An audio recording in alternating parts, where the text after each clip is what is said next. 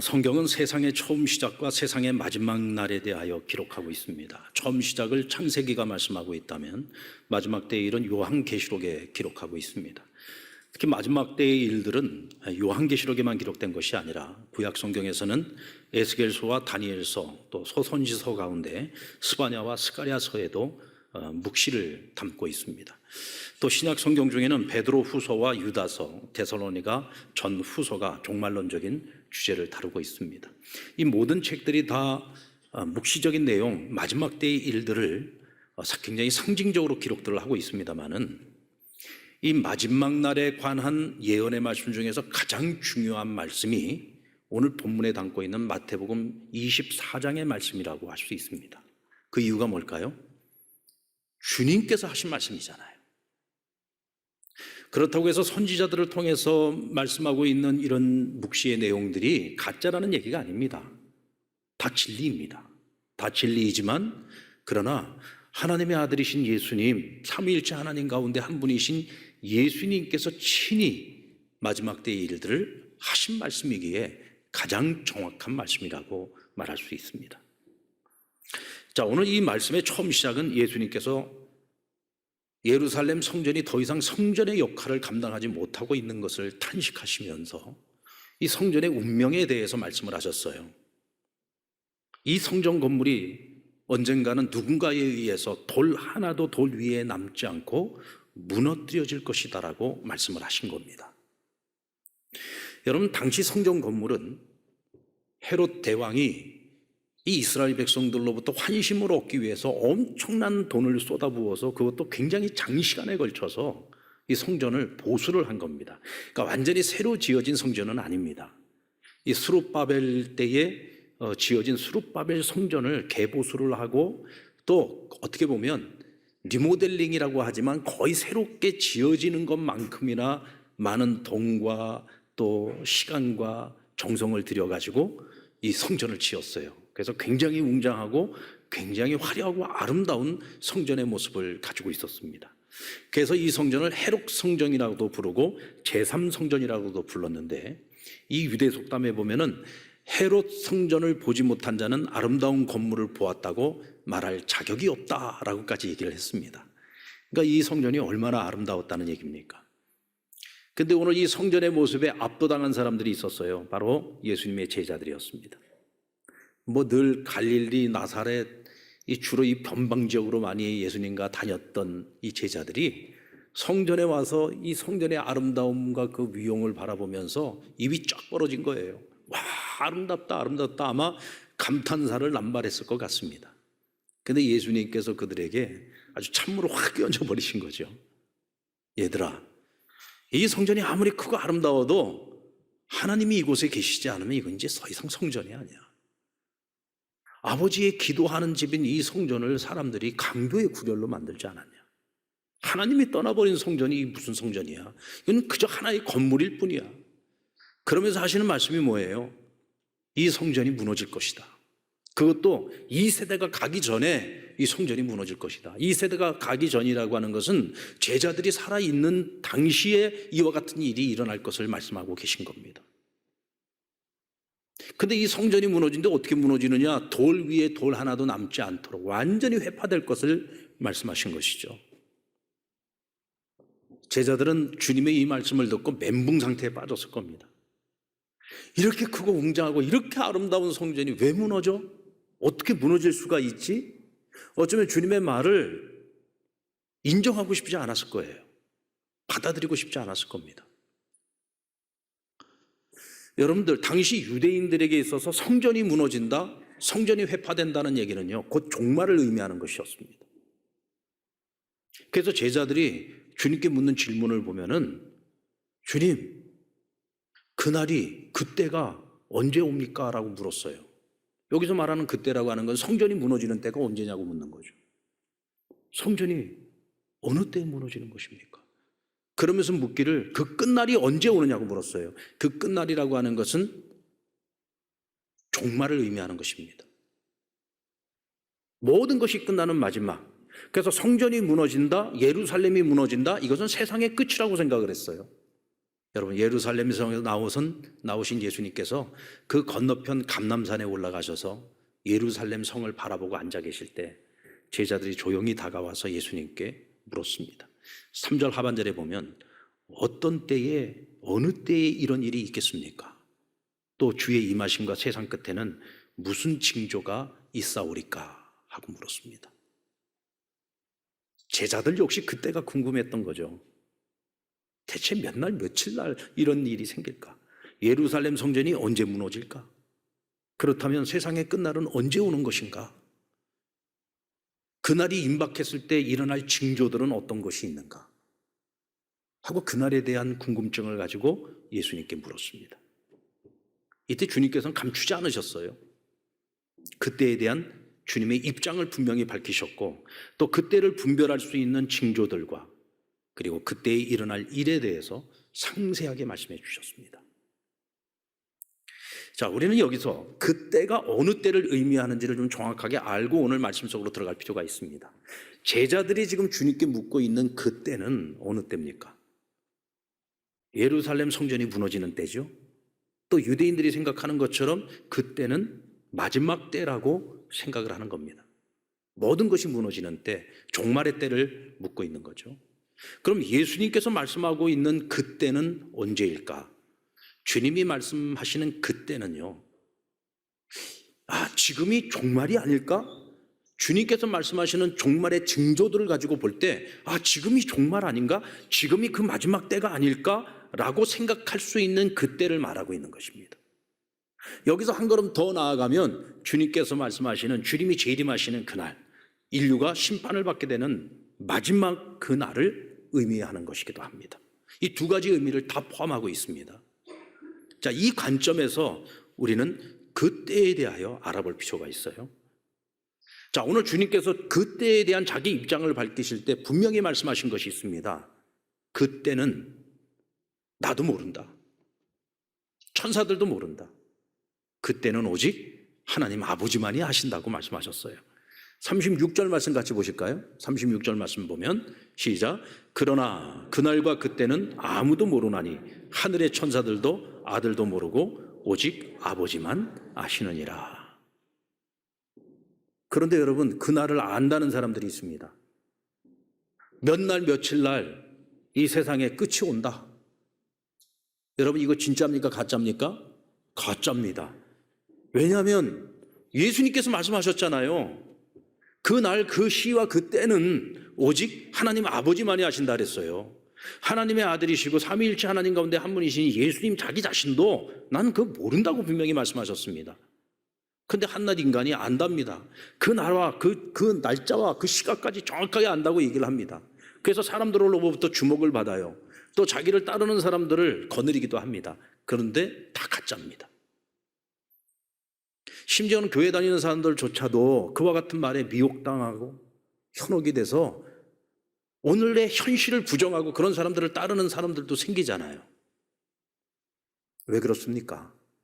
하나님께서 말씀을 통해서 그렇다고 말씀하시면 그냥 믿으면 되는데 하나님 말씀에 귀를 기울이지 않고 말씀을 따르지 않고 자꾸 쓸데없이 사람들이 하는 말에 귀를 기울이기 때문에 그렇습니다. 여러분, 우리는 절대로 그렇게 어리석은 자들이 되면 안 됩니다. 우리는 하나님께서 말씀하시면 그냥 그것은 믿고 그냥 받아들이면 되는 거예요. 혹시나 누군가를 통해서 하나님 말씀하시지 않을까? No, 그런 일은 없습니다. 그리고 그날과 그 시는 어느 날 도적같이 주님께서 임하시기 때문에 어느 누구도 알 수 없는 거예요. 그래서 깨어있지 않으면 그날을 맞이할 수 없다고 분명히 말씀하셨죠. 자, 중요한 것은 그 날과 그 시와 그 때가 중요한 것이 아니라 주님께서 말씀하신 종말의 징조들이 반드시 나타난다는 거죠. 그리고 때가 되면 그날이 온다는 것입니다. 여러분, 여기에는 의심의 여지가 없습니다. 혹시 안 오시는 것은 아닐까? 혹시 그 마지막 날이 안 오지는 않을까? 여러분, 절대로 그런 기대는 갖지 마십시오. 하나님께서 분명히 말씀하셨습니다. 그날은 반드시 옵니다. 그리고 그날이 오기 전에 주님께서 말씀하셨던 그 징조들은 반드시 나타나게 됩니다. 그럼 우리가 그것을 어떻게 알 수 있을까? 어떻게 알 수 있습니까? 우리는 역사 속에서 이미 성경에 예언한 일들이 성취된 것을 알고 있고 아직 이루어지지 않은 일들에 대해서 우리는 알고 있습니다. 그러면 이미 성취되어진 그 역사적인 사건들을 통해서 우리는 아직 일어나지 않은 일들이 반드시 이루어질 것을 우리는 믿고 확신할 수 있는 거죠. 주님께서 제자들에게 말씀하셨던 성전 파괴의 날이 언제 임하게 되죠? AD 70년입니다.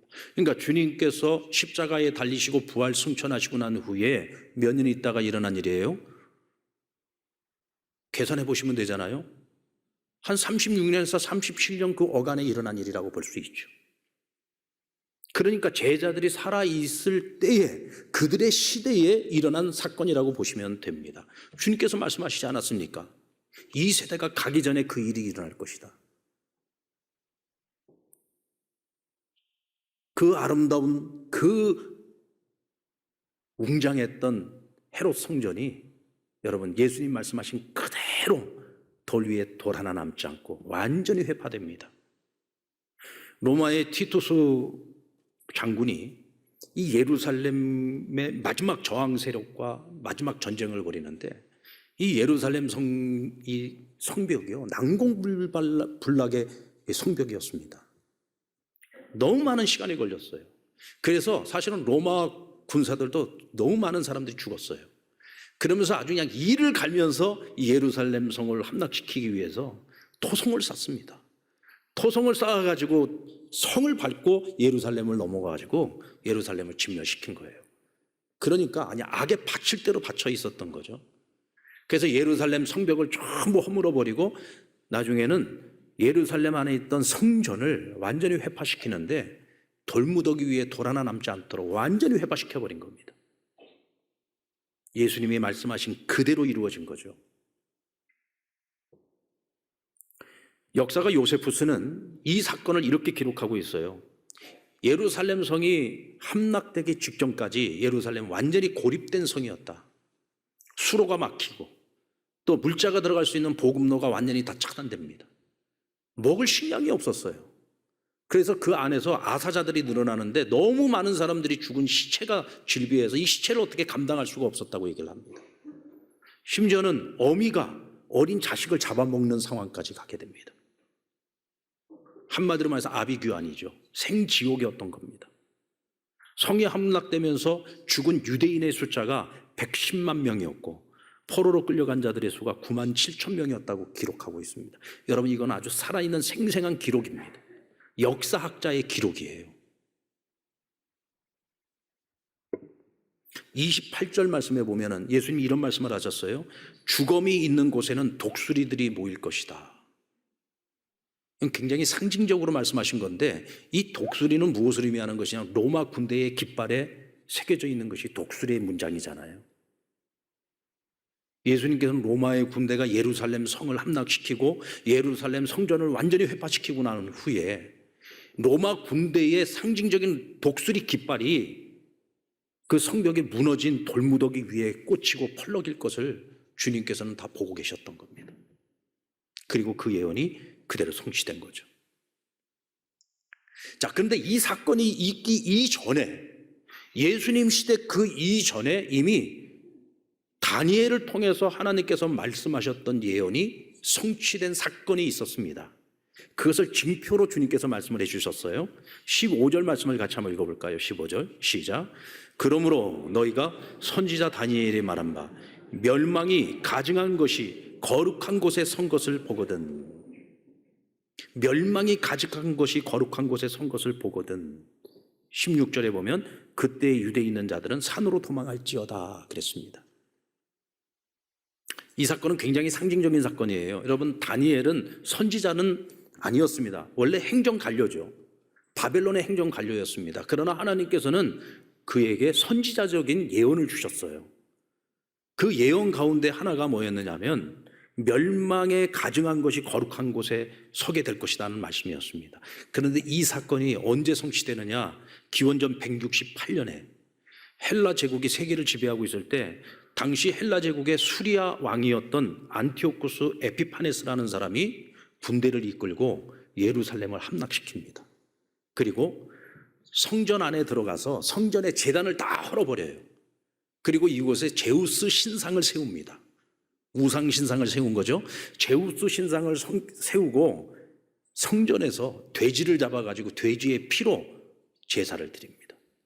여러분, 하나님의 성전에서 우상 신상을 세우고 그 안에서 우상에게 돼지 피를 갖고 제사를 드렸다.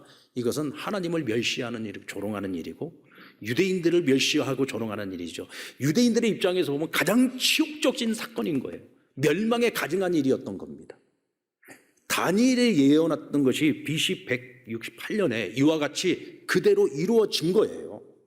그것을 이스라엘 사람들, 예수님의 제자들도 그렇고 당시 예수님이 알고 있는 유대인들은 이 사건을 다 기억하고 있습니다. 그런데 그와 같은 사건이 너희 시대에 일어날 것이다. 여러분, 그래도요, 에피파네스에 의해서 이루어졌던 성전을 더럽힌 사건은요, 성전은 놔두고 제단만 헐었어요.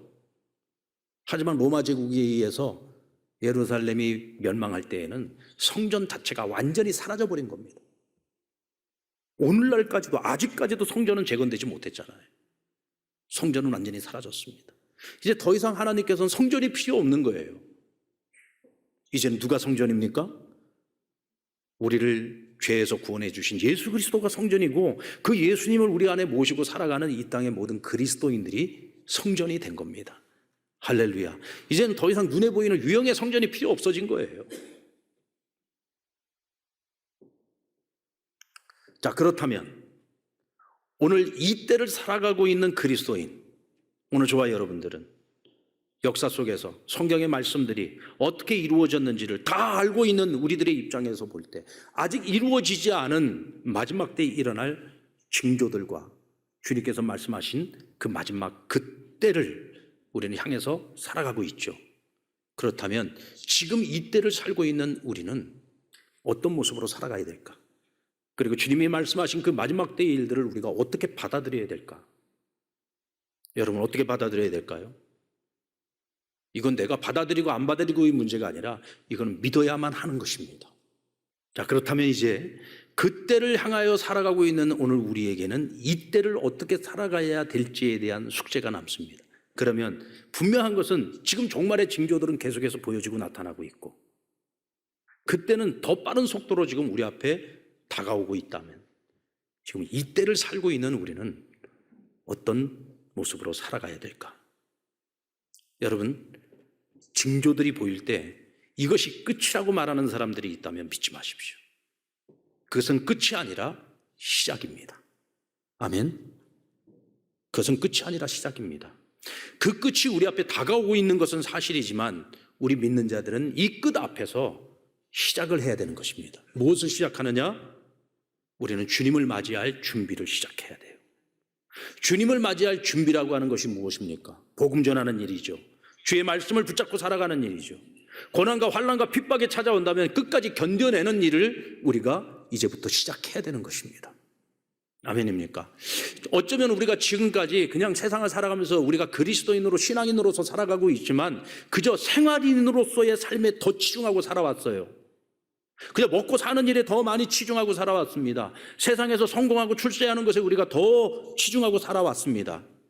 그러나 그 끝이 우리 앞에 점점 더 가까이 다가오고 있다는 것을 우리가 인식한다면 우리는 그 속에서 우리의 사명이 무엇인지를 다시 한번 인식하고 그 사명을 위한 삶을 살기 위해서 더 노력하고 이제부터 시작해야 되는 것입니다. 만약 내일 그날이 온다고 할지라도 우리는 오늘 이 하루를 살아가는 동안 내게 주어진 이 현실을 무시하는 것이 아니라 이 현실 속에서 성실하고 최선을 다하는 삶을 살아갈 때 무엇보다도 우선순위에 두어야 될 것은 사명이라는 것이죠.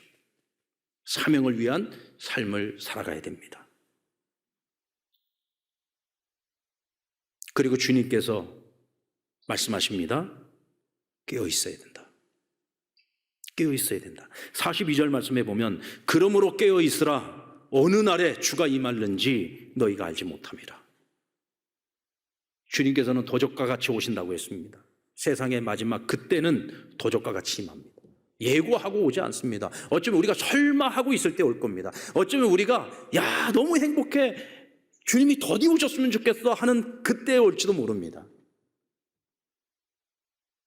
여러분, 세상에 일어났던 전쟁들을 보니까 그렇더라고요. 정말 설마 지금 전쟁이 일어나? 이럴 때 다 전쟁이 일어났어요. 우리나라 6.25 전쟁도 마찬가지 아니었습니까? 주일날 평안한 시간, 다들 너무 행복하게 그냥 일상을 누리고 있는 그 시간에 갑자기 전쟁이 터진 거예요. 주님이 오신 날도 그와 같이 임하게 됩니다. 그래서 항상 깨어 있어야 돼요. 그런데 여러분, 깨어 있는 일이요, 혼자 깨어 있는 것은 정말 어렵습니다. 혼자 깨어 있는 일은 정말 어려워요. 그러나 함께 깨어 있으면은 우리가 해낼 수 있습니다.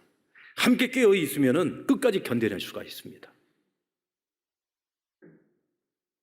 그래서 하나님께서 이 땅에 교회를 세워주시고 이 신앙 공동체 안에서 성도들이 함께 한 공동체를 이루고 서로가 서로를 독려하고 서로가 서로를 위로하고 격려하면서 그렇게 함께 깨어 있을 수 있도록 하나님 교회를 세워주신 겁니다. 열 처녀 비유에 나오는 다섯 처녀는 잠들었습니다. 기름을 준비하지 못했습니다. 그래서 신랑이 올 때 마중 나가지 못했죠. 잔치에 참석하지 못했습니다. 그러나 다섯 처녀, 슬기로운 다섯 처녀는 깨어 있었습니다. 기름을 준비했습니다. 신랑을 맞이했고 혼인잔치 자리에 들어갔습니다. 여러분, 우리 상랑교회 이 신앙 공동체는 어리석은 다섯 처녀와 같은 공동체입니까? 아니면 슬기로운 다섯 처녀와 같은 공동체입니까? 우리는 건강하고 깨어있는 공동체, 함께 깨어 있어서 주님의 오시는 날을 기쁨으로 맞이할 수 있는 그런 공동체가 되어야 됩니다. 그래서 우리가 이 공동체 안에서 성도들과 서로 사랑하고 서로 섬기고 여기서 양육받고 훈련받으면서 건강한 신앙인들로 우리가 세워져 가야 되는 거예요.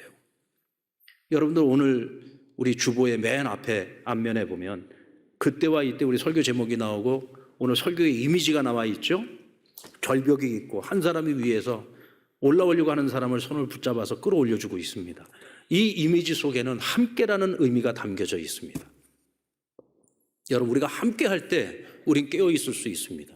그런데 어떤 분한테 이 이미지를 보여주면서 뭘 보는 것 같더니 어떤 생각이 드냐 그랬더니 위에 있는 사람이 밑에 있는 사람을 낭떠러지로 떨어뜨리는 것처럼 보인대요. 난 도무지 이해가 안 가더라고요. 이걸 보고 어떻게 낭떠러지 떨어뜨리는 모습으로 이게 보일까? 그 사람 마음이 참 삐뚤어진 마음이 아닌가 싶어요. 근데 여러분, 우리 공동체가 건강하지 못하면 이런 일이 일어날 수 있죠. 함께 잠들어 있다가 함께 멸망에 이를 수 있습니다. 그러나 우리가 함께 깨어 있는다면 우리는 서로를 붙들어주고 서로를 끌어올려주고 서로를 당겨주고 서로 밀어주어서 함께 이 마지막 시대를 승리로 이끌며 승리로 살아갈 수 있는 것입니다. 오늘 저와 여러분이 함께 이 일을 이루어갈 수 있기를 주님의 이름으로 축원합니다.